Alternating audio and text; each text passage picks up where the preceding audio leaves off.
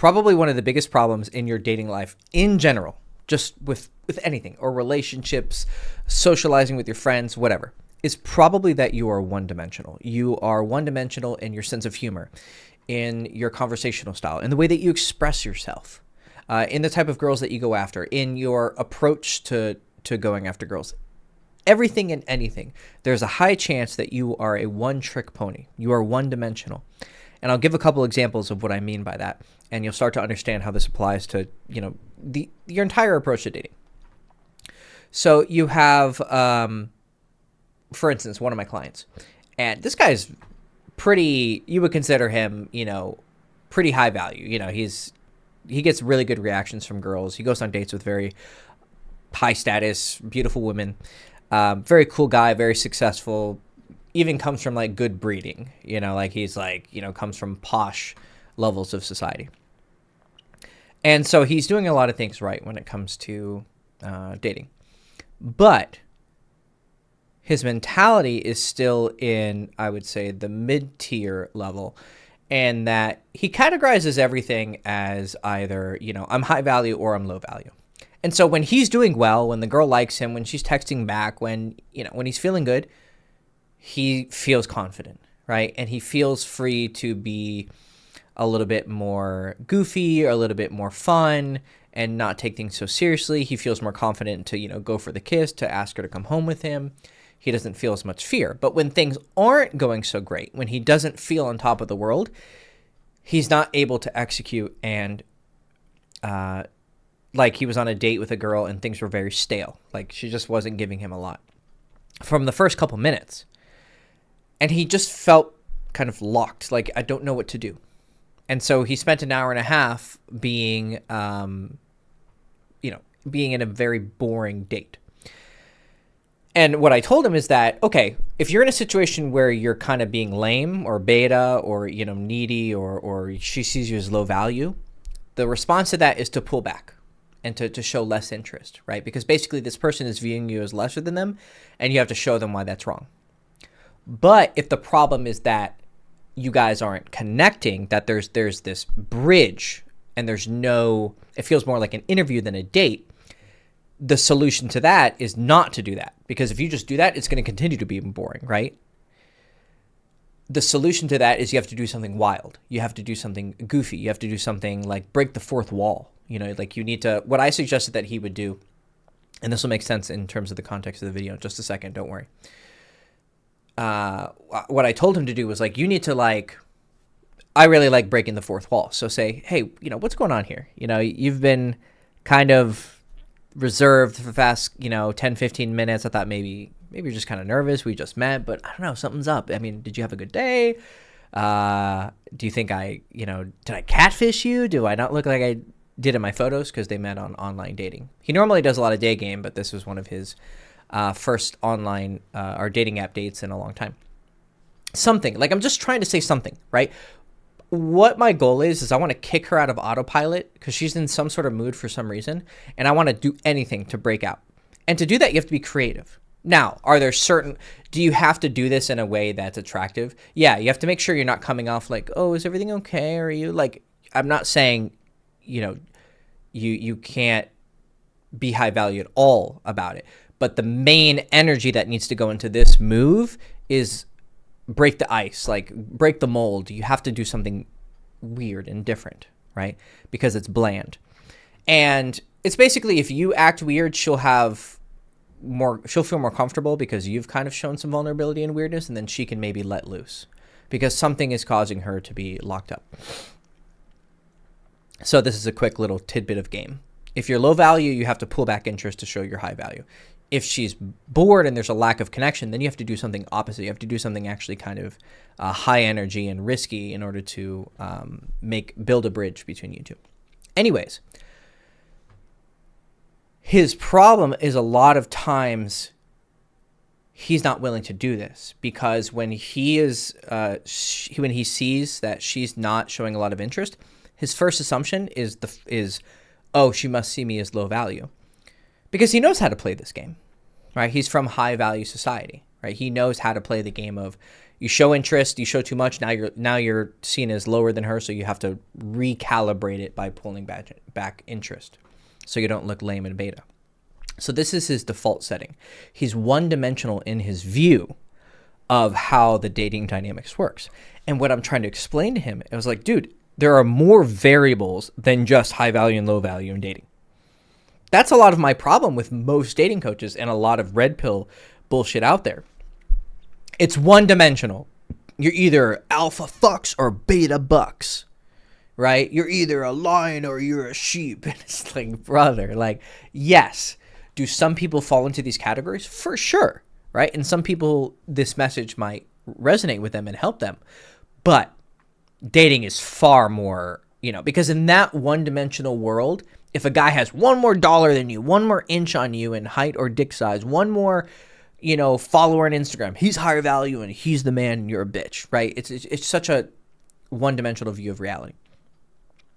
And so he kept like kind of reiterating like, oh, I did something wrong. I did something wrong. I did something wrong. It's good that he takes accountability, but I'm like, bro, like who knows? She I don't know, her cat might have died, or she may have, she might be on her fucking period. I don't know, man. There might be something going on that isn't because she thinks you're lame, right? And given the evidence, I looked at the way that she was behaving. It didn't, because it was just from the outset. It's like, she might just be wary of you, but then you read this kind of, not suspicion, but this like aloofness from her, and then you go aloof. But really this aloofness is not because she thinks you're low value, it's because she thinks, you're a stranger and she's getting to know you. And there was other details about her personality that made me think that this was kind of how she was doing it. And what happened is the distance got even greater because you guys were talking, but you really weren't like present with each other. Whereas if you did something kind of wild and spontaneous and weird, it would make her feel more comfortable. But he sees dating as one-dimensional. Another example, he was, take a quick drink of coffee real quick because it's warm. And I can get even more fucking hype on this video and be more fucking wired and go on more wild digressions for like 10 minutes and somehow tie it back to the main point. I always think I'm dropping nuggets of wisdom, but some people just don't like how I express myself. But anyways, so yeah, he went on a date with this other girl. It was a date after this one, a couple days later, and he said it was a slight improvement. I did end up kissing her, but then the texting kind of fucked up. I said, okay, show me the texting, and he sent her a text like, you were fun. Like it was, it was fun to spend time with you. And then she said, it takes two to tango or something like that with a winky face. And I'm like, that's a very big compliment. Like she's saying that I had fun with you too.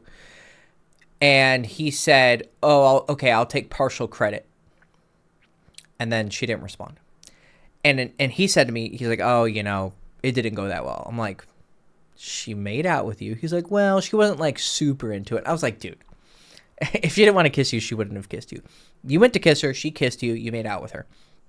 Then you texted her that you had a good time or that she was fun, and she reciprocated the compliment. And then you texted something, but that text wasn't really something worth responding to, right? And but he was like, oh, I don't know. I'm like, dude, she likes you. Just text her. But he's like, but she didn't respond. I'm like, that doesn't mean that. Basically, it was the same problem. He's thinking that he's a beta if he texts her again. I'm like, that's not what's going on. All the evidence is pointing into the direction of she just didn't think it was worth responding to, or you didn't seem that enthusiastic, to be honest. And honestly, you need to reach out to her. Most girls are not going to reach out to you, even if they really like you. Girls who are like very aggressive about reaching out to you, they're either incredibly into you, which if your only standard for a girl like texting you is like, she needs to be like, she needs to be obsessed with me. That's a ridiculous standard. Because not every girl, even if a girl is obsessed with you, she's not going to express it, because some girls are not very expressive. Also, it's just expecting way too much. And I think a lot of guys, because there's guys out there, they're like, I only go after girls who are high interest. I think they're pretending that they have high standards, but really they're just pussies. Like they're pretending, oh yeah, I only accept girls because I have so much abundance. I only like girls who have a lot of interest in me. But really, they are just afraid to risk their pride and their ego to reach out to someone. I'm like, dude, like you're not going to lose anything if you just text her again. But then I told him, I said, I don't think this is even lost. I think she really likes you. I think you just need to reach out. And then he told me, and then she's Polish. So I was like, she's Eastern European, dude. Like the male-female dynamic is very set in stone with girls from Eastern European cultures. Like until you're like sleeping with her or something, she's probably not going to be the first one to be texting you and asking you out. Like the dynamic of the man asks the girl out and the girl follows is pretty set in stone. So just fucking text her. So I told him, just say, hey, darling, let's grab ice cream this week, blah, blah, blah, blah, blah, blah. When are you free? And she responded within like fucking 20. He texted me after our call, like within 20 minutes. And she sent this huge fucking message. Hey, because one of the things I told him to say was I was thinking about you. And she said, oh, I actually thought about you yesterday. Ha ha ha. Blah, blah, blah, blah, blah, blah, blah, blah, blah. She told some story and then how it related to a conversation that they had on the date and da da da da da da da da da. And it was like a fucking page. So that page of warm reception was waiting behind him just needing to fucking reach out to her. But he's so one-dimensional in his view of dating dynamics that if she's not showing super high interest in exactly what he wants, da-da-da-da. Now, that's a symptom of him being a high achiever. You know, he holds himself to a very high standard. He's very hard on himself, blah, blah, blah, blah, blah.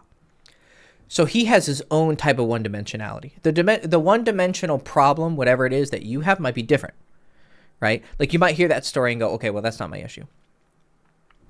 That's fine. What I'm trying to point out is that you definitely have a one-dimensional problem. Most people that I know are stuck in a dichotomous world. They're either this or they're that. When really reality is a lot more like this. I'm not saying there aren't spectrums, but there's multiple spectrums going on, right? It's not just you're either autistic or you're not. Like there's 10 different autism spectrums, all with different colors and varieties. And they all have power to determine our dating success or failures. I'll give you another example. I have a client of mine who's complete opposite. I think his issue is that he is a low-value nerd, right? And we've been working on this for a while. His progress has been admittedly pretty slow. But it's because he's very one-dimensional in how he approaches things. He approaches everything like a nerd programmer, right? So I give him like a piece of advice. He takes it and it's the only thing he works on. And I'm just like, you gotta be more creative than that, right? But that's the way that he thinks.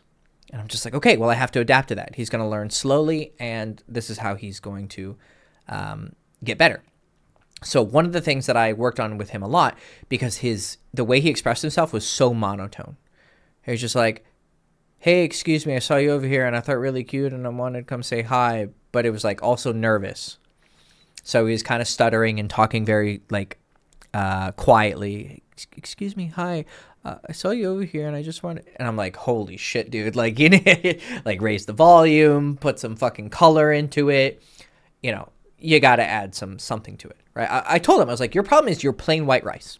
You were just plain white rice. Like, I even had a conversation with him one time. I was like, do you have any trauma? Like, are you good? Like, because you just seem like the most like, he's a happy kid, right? He's successful at his career. You know, da-da-da. He's a pretty high-level engineer, programmer. And he's just a sweet little Chinese-American kid. And he's like, no, not really. I'm just generally pretty happy. And I was just like, good for you, man. I'm so happy for you. Like, you know, if you want a quick solution to make someone interesting, give them trauma, right? Because they're going to respond to that drama with, you know, an interesting personality. But he doesn't really have any problems. But that's kind of his problem, actually. Is he so milquetoast white rice plain bread that he doesn't really have any flavor to his personality. So, but I'm happy for him. I'm happy that we can work on injecting some interesting color into his personality without giving him trauma. Much better than, you know, the things I've went through or what other people have gone through. But the downside is he's kind of boring. So one of the things that I wanted to work on was, okay, you're coming off like really boring and weak and beta and nervous or whatever you want to call it. You need to learn how to express yourself and have some tonality, some intonation, right? So instead of, hey, excuse me, I saw you over here, I thought really cute, you need to say, hey, excuse me, wow, I saw you over here and you just look absolutely beautiful. Like, show some energy, right? So we kept working on it, and finally he started to get a hang of it. But then, here's what happened. I listened to one of his audios that he recorded while he was talking to a girl, and it went like this. Hey, excuse me, I saw you over here, and I just had to say, you look incredibly beautiful. What's your name? Oh, I'm blah, blah, blah. Da-da-da-da-da. Ha-da-ha-da-ha. Do you see what the problem is? The problem is he's performing the whole, like, all the time, 100%. And it's the same thing. So he's finding a way to make being expressive and intonative one-dimensional. He just changed. Instead of, hey, excuse me, I saw you over here, I think you're really cute. Now it's, hey, excuse me, I saw you over here. Now I think you're really cute. And I'm somewhat teasing him, and I would talk to him the exact same way. I'm not trying to make fun of him. Like, I'm trying to get a point across by being a little bit teasing in my the way I'm telling the story, because he actually needs to learn how to, like, be teasing and take teasing, and right. And I'm hoping that you're gonna see that I'm not trying to be mean here. I'm trying to get my point across with a colorful, expressive, and variant kind of teaching style. Right? Because I have to break through to you. Because this video is about you. It's not about these clients, right? These are just examples. This video is about you. Like, I have to break your addiction to being one-dimensional, right? And what, if you've been paying attention, if you didn't notice, the advice I gave for these two different clients is complete opposite. I have this one client who's like, he's very charming, very good at conversation, da-da-da-da-da-da-da-da.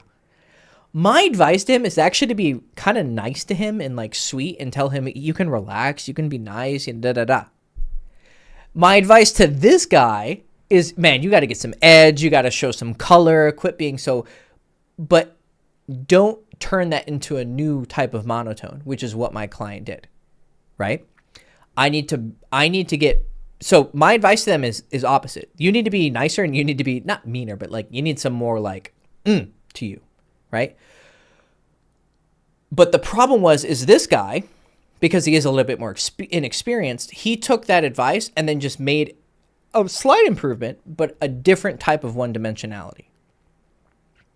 So what I told him now, to break it up and not be so monotone or monotone expressive, is I want you to be 70% monotone, 30% expressive. And only express yourself with, like, intonation and emotion when it's important, right? Like, you don't walk up to someone and say, hey, man, how are you? When you just saw him yesterday. But if you haven't seen your buddy in, like, 10 years, what's up, motherfucker? How are you, buddy? And you give him a hug. Because what you're saying with that sentence is, oh my God, I haven't seen you in so long. I miss you so much. How are you? That's the message that's put into, hey, buddy, how are you? Oh my God. With the tonality. You speak more with less, using the art of intonation and expressions and facial expressions and body language and blah, blah, blah. Right? You're not just giving some one-dimensional expression. So that was my advice for this client. And my advice for this client was different. So this is how coaching works, and this is how you're going to coach yourself using my videos, right? You have to look at yourself and go, okay, what about me is one-dimensional? And maybe none of that resonated with you. Maybe this guy is not your problem, this guy is not your problem. That's fine. But there's going to be something about you, some of your beliefs on how dating works, that are going to be one-dimensional. You see it's either this or it's this, right? Alpha fucks, beta bucks, nice guy jerk, fuckboy boyfriend, I'm boring or I'm expressive. Or, dude, you can be both. Because what I was working on with the second client, what I said about 70% monotone, 30% expressive, you could just go, hey, what's up, man? How are you? Da da da da da. Hey, by the way, and then you give some story, and then you go back to being kind of boring. But that boringness isn't boring.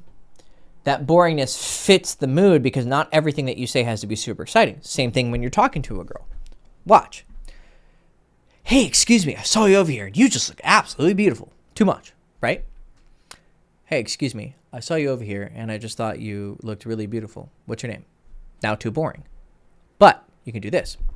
Excuse me, hi. I saw you over here, and you're absolutely gorgeous. What's your name? The first part's just monotone because, hey, excuse me, I saw you over here is not an important part of your sentence, but you are absolutely beautiful. That's the part you need to inject the color with, right? Put your jizz in that part of the sentence because that's the important part of the sentence that compliments her, right? And what that's going to do is it's kind of like your personality and your worldview is always bleeding through everything that you say and do. So if you come in too hot with this, hey, excuse me, I saw you over, a person seeing that, they're going to come to a couple different conclusions. All right, this guy is like fucking weird, or this guy is putting on an act. He's coming off like a salesman, like it's a script that he read, right? This isn't coming off as real confidence. It's not coming off as real interest. It comes off as something scripted, so he probably doesn't actually find me that beautiful. He's just saying this line to the 10th girl that he's met today, blah, blah, blah, blah, blah. So when you get stuck in one-dimensionality, the problem is that you're going to come off one-dimensional to women.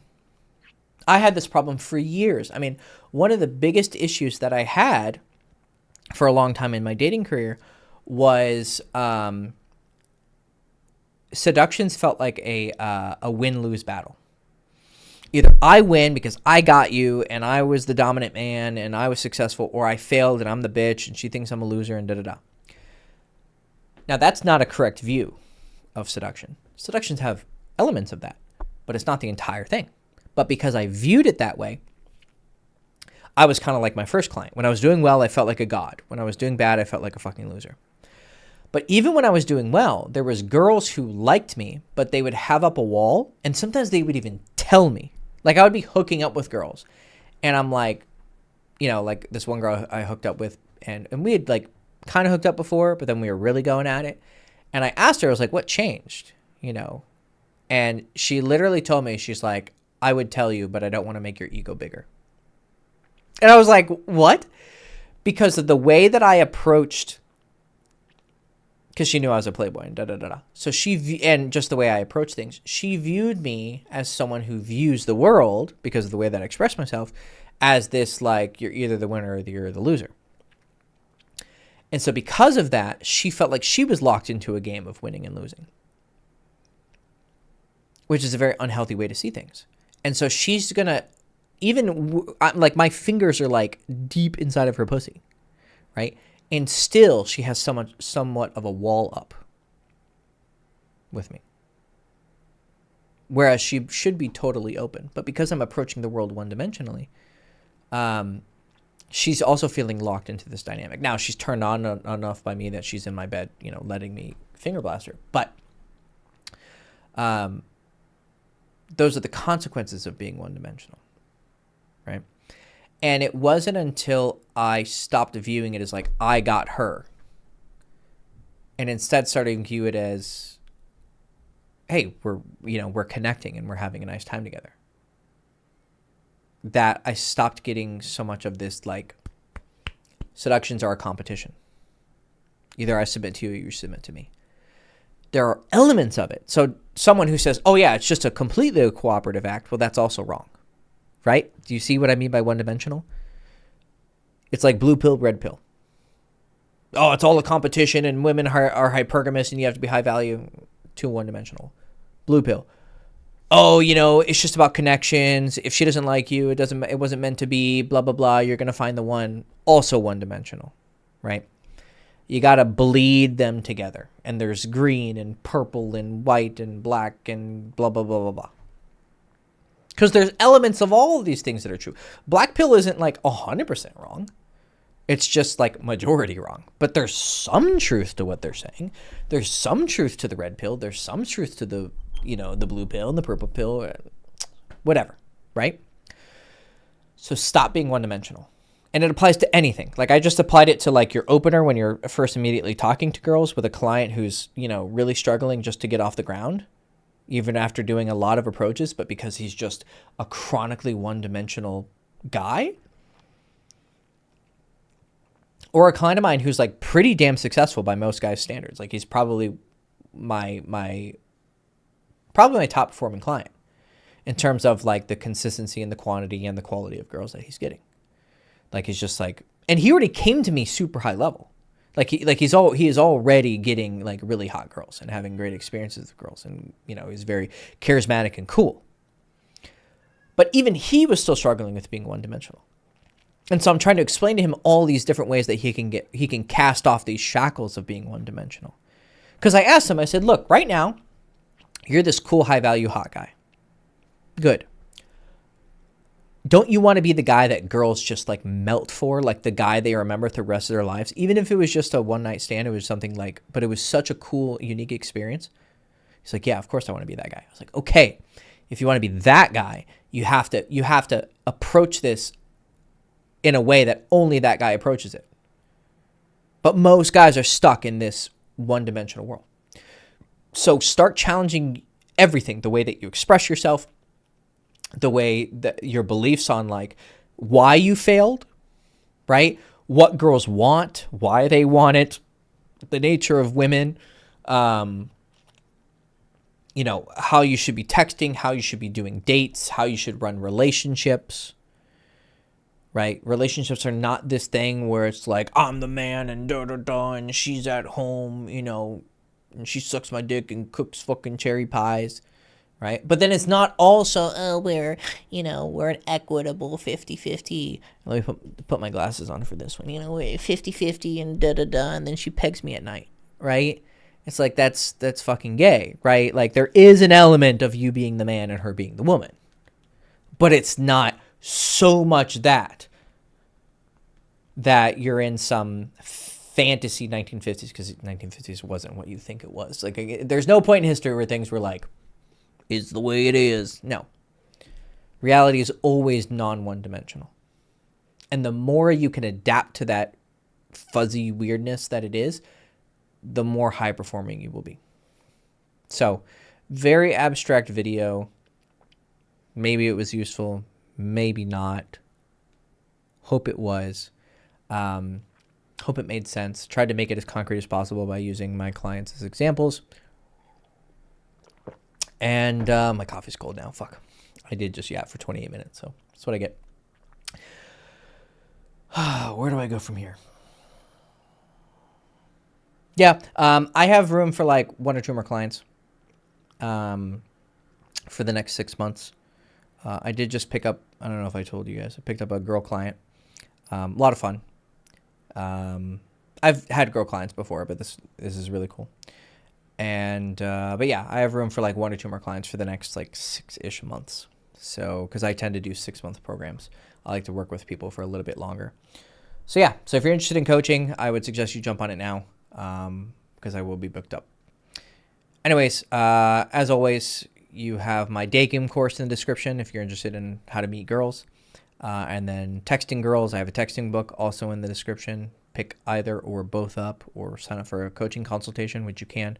Also in the description if you want to potentially be one of my clients in those few remaining slots before time runs out. And yeah, I'm blank. I think this is the end of the video. All right, love you guys.